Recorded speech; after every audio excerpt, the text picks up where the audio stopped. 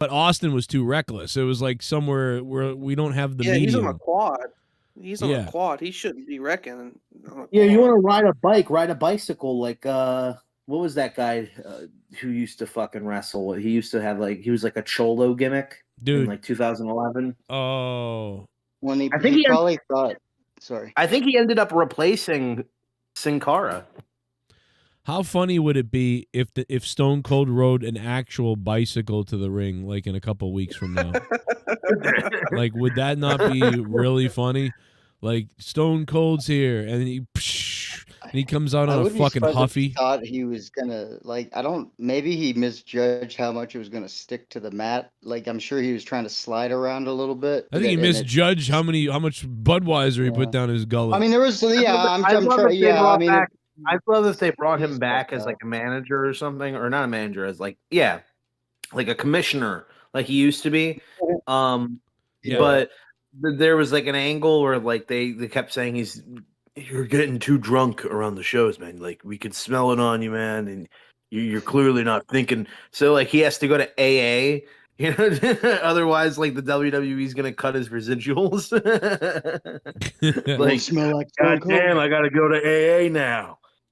Now, but that'd be too creative and fun because they would have to go outside of the arena. Can we do everything in the arena? Is there any way that we can film every scene in a backstage arena? I think that'd be cool, you know?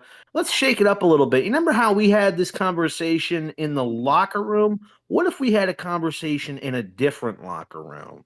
Like, I kind of miss that about wrestling, you know, especially the Attitude Era. Just going to other places. Let me ask you this: why couldn't they create some like fold up sort of sets that they could use everywhere they went, like this place, that place, you know, like I know that they've done sort of stuff like that a little bit before, but like anything to like try to do something outside the ring. They're in Vegas, Sin City. Why don't you go around the city and be like, you know, like at a casino or something? Maybe. Like you could film a scene. Damian Priest is at the casino gambling, and Drew McIntyre walks in and is like, "Oh, I saw you here, and you know, I wanted to get in your." And they have this like confrontation at the casino or something. Dude, why doesn't one of them win at the like slots or something? Like Otis wins $1 million or something, or like you know Otis wins. Oh yeah, that's a perfect Chad Gable thing where like Chad loses all of his money, but Otis wins. You know. Yeah, no, like at the beginning of the night, we're here in Vegas, and they're at but I don't even know what the names of places out there are anymore. The Taj Mahal, I don't fucking know.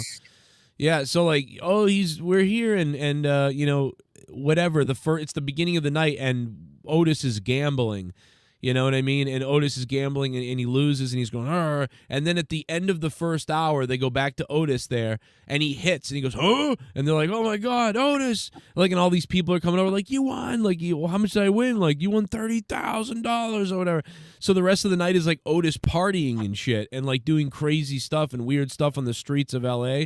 I mean, like, why don't you do stuff like that? And then, like, or you know what I think would be, I would think would be cool is just like different types of things going on backstage besides people just standing around by fucking equipment crates. Like, what if the Street Profits, their whole thing was that they do parties and stuff. Like, we want the smoke, and they had the red cups. Yeah. Although I think now they have like a weird other gimmick. I don't know what their new gimmick is, but let me just stop. Their new gimmick is being black. That's a good gimmick. That's their new gimmick. But what if they had like a party at like every show? So it's like, oh yeah, the Street Profits, we're living a never-ending party. And so it's like backstage there was like a VIP Street Profits room that people would go into and try to get into, and you'd have certain storylines with other wrestlers intermingling with that. So it's like, what if so-and-so has a beef and they're just so happen to be at this Street Profits party? I know I'm not saying it's the most original thing. It's kind of like an inverse of the APA, but it's like something creative to do besides, oh, this person and this person are interacting at backstage area number 6.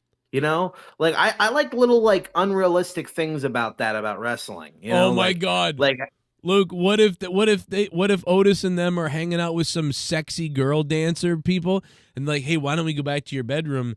We got these pills and these things and crazy. And like, I don't know what's in that drink, but I want some too. And he drinks some. And so then the girl drinks some and she passes out. And then Otis is like, oh my God. And so Otis thinks the women are dead. So Otis, the rest of the rest of the episode is Otis like freaking out, calling 911 and thinking these women are dead in the apartment, or whatever the fuck. And then in the end, they're not dead at all. They're just sleeping. And the commentators would be like, Michael Cole would be like, oh my God. And then Pat McAfee would be like, she's not dead, Otis. No, she's just been slipped. No, they think you're right. She slipped into a coma. No, but they think she's dead, and she ain't dead. She ain't dead, Otis. You can still put it in her. Oh my God.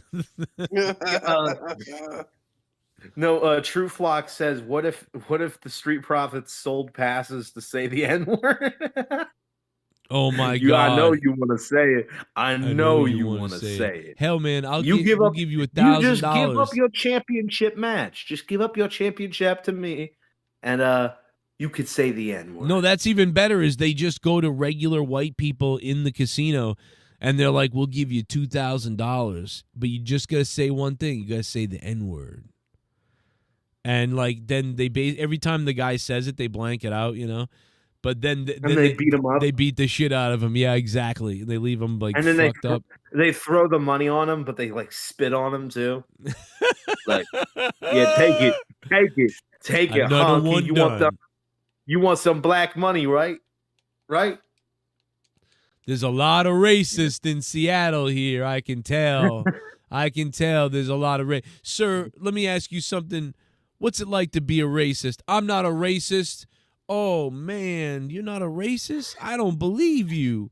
Hey, man. What if I paid you $1,000 right now? What if I gave you $5,000? Call me a smelly, stinky N-word.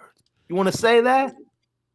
What's going on with you, man? No, I don't need any of that, man. I don't want to do that. I have enough problems of my own. All right, 2,000. What kind of problems do you got? What kind of problems you got? Hey, listen, man, I live paycheck to paycheck. You know, it's all good, bro. Listen, I just came here to watch the show and everything. Yeah, man. Well, forget all that other stuff I just said. What's up with your daily life? What's making you down, man? What's going on? Well, it's just my kid. I got these medical bills and everything. What if I told you I could help you out with them medical bills? But the only thing you got to do is say the N-word in front of all these people. Bro, that would just be... I need you to say it's like a reverse Ted DiBiase. Like, I don't know what this is. Like, and their reasoning for it is like, we all know what this company likes to cater to. All you wrestling fans, you racist. And the black ones watching, you Uncle Toms. Yeah. And we're going to expose that. Because every one of you is just fake. I'm going to prove that every wrestling fan is a racist. Like, oh, they can't do that stuff, but that would be, dude, that stuff would get over huge. The ultimate conclusion is when they get Triple H, and they're like, Triple H, you want the M-word pass? Say it, motherfucker. Oh, my God. I don't know. I don't. No, wait, they could do it to Michael Cole. Yeah, or Joe Testator, because they're on SmackDown. I don't know if I should say the N-word. I know you want to say it, man. Don't test my patience. You know what I'm saying? Okay, I guess. That's funny. Stuff like that. Just these out of the box, crazy, weird ideas, like where you can allow the people to freestyle. And dude, one of my favorite things in television class back in the day in high school, and I know this is going to sound like here's another fucking job for me, but I loved when you just had a camera and you wrote down some ideas and you went out and you filmed a bunch of stuff and then you put it together. It was the funnest thing ever. I would love the job working in WWE where they're like, we need like 10 minutes of content to add to the show. You know, go out and film stuff, come up with ideas, and then take, that I would love to be a director and shoot and edit, direct, shoot, edit, all that stuff. Oh, why it'd be do great. that when you can just have a 47-second shot of the building with no commentary, no talking, just a building? Also, I've lost my no ads version of Netflix. I don't know what the fuck happened. I'm paying the same price. Okay, well, I did too. I lost my everything because I don't know if this has to do with it, but Google Pay used to connect all kinds of stuff to PayPal.